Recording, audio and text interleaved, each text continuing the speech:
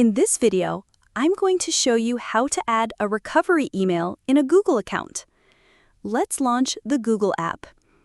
In the top right corner, tap on your profile icon. In the pop-up menu, click on Manage Your Google Account. In the top menu, go to the Security tab.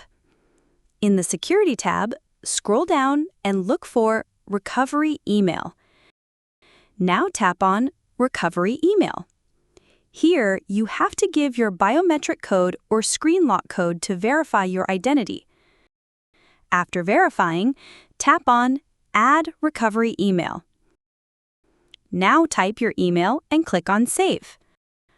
A verification code will be sent to your provided email address. Type the verification code here and tap on Verify. Here, you can see that we have successfully added a recovery email to my Google account. Following these steps, you can add a recovery email easily.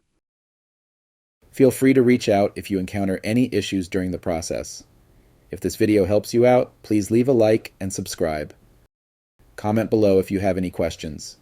If you need further assistance, consider hiring a professional using the link in this video below.